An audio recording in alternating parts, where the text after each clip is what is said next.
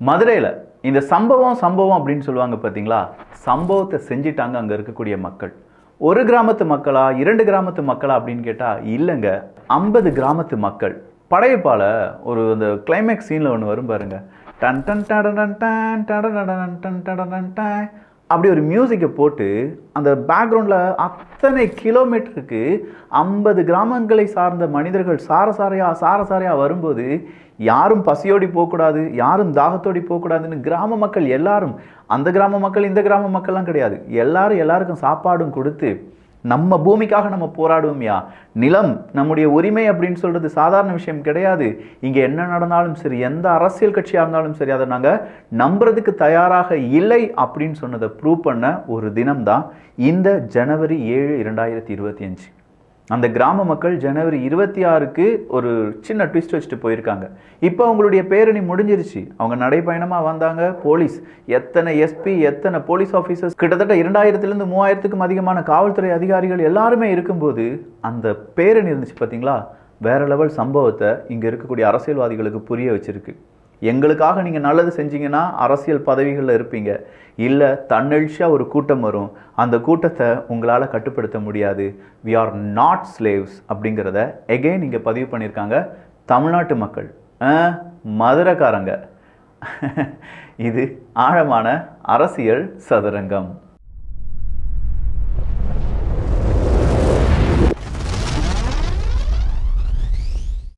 இல்லையேப்பா, அதான் 2 கிராமத்தில் டங்ஸ்டன் சுரங்கம் அமைப்பது அப்படிங்கிறதெல்லாம் தடைப்பட்டிருக்கிறது.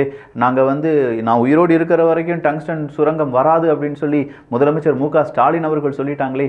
இதுக்கு பிறகு மக்கள் போராடுறாங்கன்னா ஏதாவது உள்ளர்த்தம் இருக்குமோ, ஏதாவது அரசியல் கட்சிகள் பின்னாடி இருந்து இயக்குகிறார்களோ, இப்படிலாம் இனிமேல் டிபேட் வைப்பாங்க.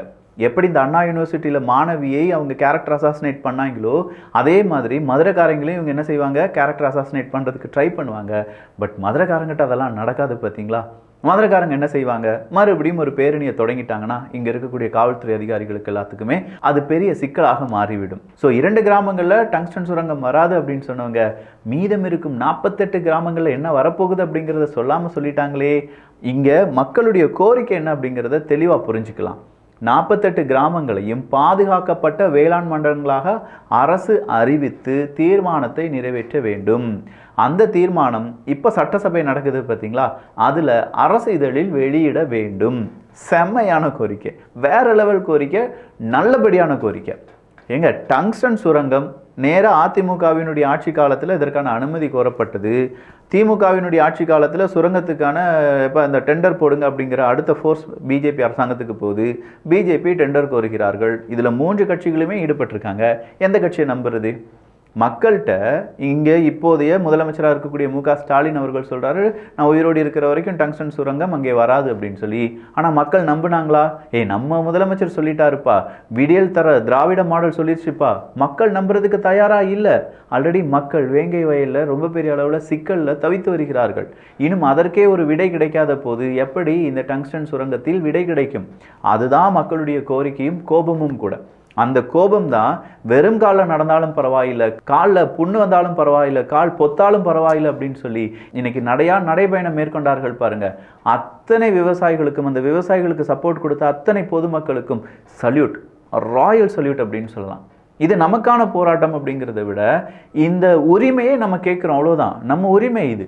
இதை விடலாம் பெரிய கொடுமை இன்னொன்று இருக்குது. இந்த ஞானசேகரன் அப்படின்னு ஒருத்தர் இருந்தான் பார்த்தீங்களா, பரவாயில்ல, நக்கீரன்லாம் இன்றைக்கி வீடியோ போட்டாங்க, ரொம்ப சூப்பர். ஏன்னா அவங்க போட மாட்டாங்களோன்னு நினச்சோம். திமுகவுக்கு ஆதரவாக செயல்படக்கூடிய ஒரு சேனலாக மாறிட்டாங்க நக்கீரன் அப்படின்னு சொல்கிற ஒரு குறைபாடு இருந்துச்சு. அட்லீஸ்ட் ஞானசேகரனுக்காவது ஒரு வீடியோ போட்டாங்களே அப்படிங்கிறது ரொம்ப பெரிய அளவு. ரொம்ப டிலே ஆனாலும் அவங்க வீடியோ போட்டாங்களே அப்படிங்கிற ஒரு மன நிம்மதி இருக்குன்னு வச்சுக்கோங்களேன். இந்த ஞானசேகரன் எங்கள் கட்சிக்காரங்களே கிடையாதப்பா, நீங்கள்லாம் பொய் சொல்கிறீங்க அப்படின்னு சொல்லி, இந்த ஞானசேகரன் அந்த ஞானசேகரன் கிடையாது, இந்த தண்ணி ஏன் தண்ணி கிடையாது அப்படின்னு சொல்கிற மாதிரியே திமுக காரங்க, திமுகவுக்கு முட்டு கொடுக்கக்கூடிய ஹைனாக்கள் பல நபர்களை கூப்பிட்டு வச்சு, இவர் தான் ஞானசேகரன், இவர் தான் ஞானசேகரன், இவருக்கும் ஞானசேகரன், அவருக்கா ஞானசேகரன் அப்படின்னு சொல்லி பல ஞானசேகரன்களை கொண்டு வந்தாங்க. ஆனால் அதிமுக, பாஜக, நாம் தமிழர் கட்சி இவங்களுடைய ஐடி விங்லாம் இன்னைக்கு திமுகவுக்கு ஓட்டு கேட்க போன சில அமைச்சர் பெருமக்கள் கூட இந்த காம கொடூரன் ஞானசேகரனும் இருந்த வீடியோலாம் விட்டு அதை வைரல் பண்ணிட்டாங்க. இப்போ சொல்லுங்க, திமுகவினுடைய கொடியை வைத்து தான் செய்யக்கூடிய தவறுகளுக்கு நான் அரசியல்வாதி, என் பின்னாடி இவ்வளோ பெரிய கட்சி இருக்கு, என் பின்னாடி இவ்வளோ அமைச்சர்கள் இருக்காங்க, என்னை தொட்ட நீ கெட்ட இப்படின்னு சொல்லி ஒரு வாழ்க்கை நடத்தின ஞானசேகரனுக்காக வக்காலத்து வாங்கக்கூடிய அரசியல்வாதிகளை என்ன சொல்வது? இந்த வக்காலத்தெல்லாம் ஒரு புறம் இருக்கட்டும், அரசு இயந்திரம் சரியா செயல்படுகிறதா இல்லையா அப்படிங்கிறத மறுபடியும் நமக்கு ஒரு உவமை வழியாக காண்பித்து கொடுத்திருக்கிறது ஞானசேகரனுடைய இந்த வழக்கு. ஞானசேகரனுடைய வழக்கெல்லாம் தேடி பார்க்கும்போது இரவுல கொள்ளையடிக்கிறானா, பகல்ல வந்து பிரியாணி கடையா, மறுபடி மது அருந்துவானா, மறுபடி பெண்களை பார்க்க போவானா, அடுத்தா ஈசிஆர் ரூட்டுக்கு போவானா, அடுத்ததா கொள்ளையடிப்பானா, இப்படி கொள்ளையடிச்சு 2-3 வீடு கட்டி வச்சிருக்கானாமாப்பு, பண்ண வீடு வேற இருக்காமாப்பு அப்படின்னு சொன்னாங்க. அதில் ஒரு வீடு கோயில் நிலத்தை ஆக்கிரமித்து கட்டப்பட்ட வீடு அப்படிங்கிறத கண்டுபிடிச்சாங்க. ஞானசேகரனுடைய வீடு கோயில் நிலத்தில் ஆக்கிரமிப்பு செய்யப்பட்டது அப்படின்னு சொல்லி கண்டுபிடிக்கப்பட்ட பிறகுதான் ஆத்தாடி ஒரு ஞானசேகரனால எத்தனை பேர் சிக்கிக்கிட்டாங்க? 21 வீடுகள் இதே மாதிரியான கோயில் நிலத்தில் ஆக்கிரமிப்பு செய்யப்பட்டு கட்டப்பட்ட வீடுகள் அப்படிங்கிறது இப்போ தான் கண்டுபிடிச்சிருக்காங்களாம். அரசு இயந்திரம் எப்படி செயல்படுது பாருங்க. வா இதை முதல்ல தடுத்துருக்கணும். நான் வீடு கட்ட போகிறேன், எனக்கு இங்கே அனுமதி வேணும் அப்படின்னு சொல்லி நாம் நம்முடைய கார்ப்பரேஷன்லேயோ இல்லாட்டி அங்கே இருக்கக்கூடிய தாலுகா ஆஃபீஸ்லையோ வில்லேஜ் ஆஃபீஸ்லையோ ஏதாவது ஒரு சர்டிஃபிகேட்டுக்காக போகும்போது அவங்க என்ன செஞ்சுருக்கணும்? சார் அவர்லாம் சார்ன்னு கூப்பிட மாட்டார், அடே அப்படின்னு இல்லையே, நீங்கள் வந்து இப்படி மனு கொடுத்துருக்கீங்க, அந்த மனுவினுடைய அந்த பட்டா எண்ணை நாங்கள் எடுத்து பார்த்தபோது அந்த பட்டா எண் கோயில் நிலத்தினுடைய சப்சர்வேயில் இருக்குது, அந்த சர்வே எண் அப்படின்னு சொல்லி இதெல்லாம் புள்ளி விவரமாக வச்சுருக்கணுமா வேண்டாமா? ஸோ கோயில் நிலத்தை காசுக்காக ஆட்டை போட்டு விற்றவங்க விற்றுட்டாங்க, வாங்கினவங்க வாங்கி வீடும் கட்டிட்டாங்க. இன்றைக்கி ஞானசேகரன் சிக்கினதுனால மறுபடியும் 21 வீடுகளும் கோயில் நிலத்தில் தான் கட்டப்பட்டிருக்கிறது அப்படின்னு சொல்கிறது எப்படி நியாயம்? இதை கவனிக்க தவறிய அரசாங்க ஊழியர்களுக்கு என்ன தண்டனை? மக்களுக்கு தண்டனை என்ன தெரியுமா? சின்னதா சாப்பாடுக்கு வழி இல்லைனாலும் நமக்குன்னு ஒரு வீடு, நம்ம குழந்தைகளுக்குன்னு ஒரு வீடு, வாடகை வீட்டை ஒரு இடத்துல இருந்து இன்னொரு வீட்டுக்கு மாறி பார்த்துருக்கீங்களா? என்னைக்காவது அரசியல்வாதிகள் இல்லாட்டி பெரிய பண முதலைகள் ஒரு வீட்டிலேருந்து இன்னொரு வீட்டுக்கு வாடகை வீட்டுக்காரங்க மாறும்போது அவங்களுடைய ஞாபகத்தை அங்கேயே புதைக்கணும், அவங்களுடைய பொருள் அங்கேயே விட்டுட்டு வரணும். ஏகப்பட்ட வகையில் நிறைய சிக்கல்கள் பொருளெல்லாம் கொண்டு வந்து அதை நம்ம அந்த வீட்டுடன் பழகி அந்த வீட்டு ஓனர்கிட்ட பேசி மறுபடியும் அங்கே இருக்கக்கூடிய நெய்பர்ஸ் கூட பேசி ஏகப்பட்ட பிரச்சனை இருக்கியா? இதுக்கெல்லாம் பயந்துட்டாங்க அந்த மிடில் கிளாஸ் மக்கள் என்ன செய்கிறாங்கன்னா, எவ்வளவு கடன் வாங்கினாலும் பரவாயில்லை, ஒரு வீடை கட்டி போடலாம் அப்படின்னு சொல்லி வீடை கட்டிட்டு இருக்காங்க. ஆனால் இங்கே இருக்கக்கூடிய சிக்கல் இந்த மாதிரியான அரசு அதிகாரிகளுடைய மெத்தனை போக்கினாலும் காசுக்கோ லஞ்சத்துக்கோ எதுக்கோ ஆசைப்பட்டு இந்த மாதிரி நிலத்தை எல்லாமே அவங்க பட்டா போட்டு கொடுத்த பிறகு அது கோயில் நிலத்துக்கு சொந்தமானதுன்னு சொல்லும்போது எதுவுமே தெரியாத அவனுடைய அத்தனை வருஷ சேவிங்ஸையும் போட்டு ஒரு நிலத்தை வாங்கின ஒரு சாதாரண மனிதன் என்னையா செய்வான்? அவன் என்னையா தப்பு செஞ்சான்? அவன் வேறு எதுவுமே செய்யலையே. அவன் குடும்பத்தை பாதுகாக்கணும், நம்முடைய அரசாங்கம் நமக்காக செயல்படும் அப்படின்னு நினச்சிட்டு இருந்த அந்த மனுஷன் ஏமாந்து நிற்கும்போது அவனுடன் துணையாக இருக்க வேண்டிய நம்முடைய அரசாங்கம் நீ தான் குற்றவாளி அப்படின்னு சொல்லி அவன் முதுக பிடிச்சி சலார்னு 4 அரைஞ்சி நீ வீட்டை விட்டு வெளியில் போடான்னு சொல்லி அந்த வீட்டை அவங்க ஜப்தி பண்ணிட்டாங்கன்னா என்னையா நடக்கிறது? ஸோ இந்த விஷயங்கள்லாம் நடந்துட்டு இருக்கு.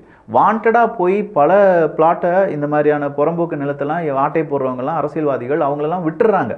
நாங்கள் காசு கொடுத்து பட்டா இருக்குன்னு நம்பி வாங்கின இடத்த இது பட்டாவே கிடையாது, இது இந்த சொத்து, இது எங்கள் சொத்து அப்படிங்கிற மாதிரி வாங்கிக்கிட்டிங்கன்னா இதில் தான் மக்களுடைய துன்பம் அப்படிங்கிறது இருக்குது.